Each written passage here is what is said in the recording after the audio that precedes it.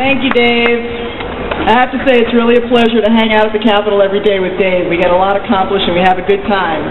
Okay, I'm going to tell you some of the bills that we're following or working on. In the Real Careers area, Senate Bill 13 is a minimum wage bill. This would provide for a comprehensive reform of the minimum wage law and connect minimum wage to the cost of living so that people aren't making $5.15 an hour anymore, but earning a livable wage. Senate Bill 49. This bill would provide for the delivery of services and techniques to deaf-blind individuals within the Department of Labor.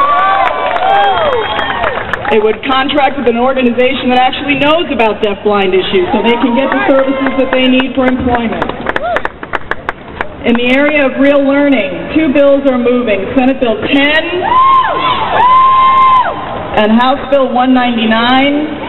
And these would provide state funds equivalent to the Quality Basic Education formula, the state fund formula for a child to move their education to private school.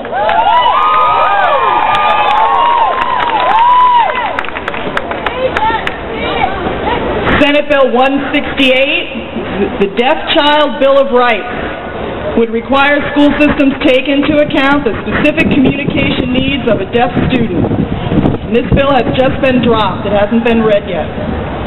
House Resolution 157 would create a joint study committee, House and Senate members, who will work between this legislative session and next legislative session on the continuing education needs of individuals with disabilities ages 21 to 25.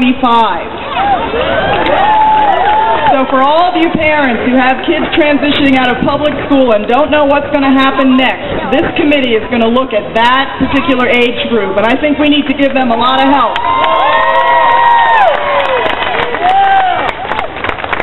Okay, also in the budget, in addition to what Dave mentioned, there's money to expand graduation coaches to the middle school so that we can keep kids in school and plan their high school education so they can finish on time with their peers. There are funds added to the preschool handicap program. There's targeted training dollars for teachers who work with students with disabilities. And there's a lot of money for the state schools to make repairs to the buildings, new instructors, and salary increases for the people that work with our students who are blind and deaf. In the area of real support, House Bill 24, the Georgia Advanced Directive for Health Care Act, combines power of attorney and living will in a very elegant, clear bill so family members and people with disabilities can make end-of-life decisions before a crisis occurs. House Bill 279 was just heard in subcommittee this morning. This would require procedures for determining eligibility for the Katie Beckett waiver program for children who have myeliomeningocele, the most severe form of spina bifida. House Bill 324 is the Children's Health Insurance Act. This would provide for bigger coverage under the Peach Care program. It would allow parents... Yeah, let's hear it for Peach Care.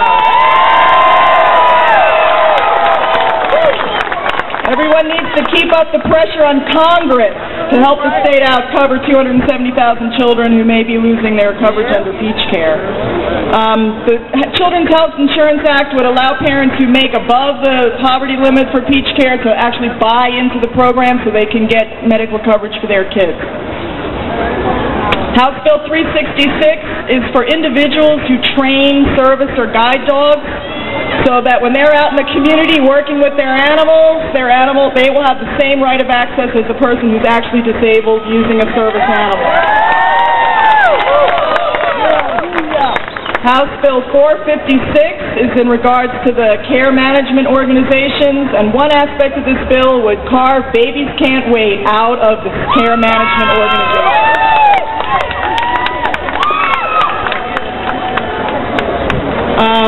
For all the rest of the information on these bills, to find out where they are at in terms of committee and vote, check Moving Forward. How many of you all get Moving Forward every week?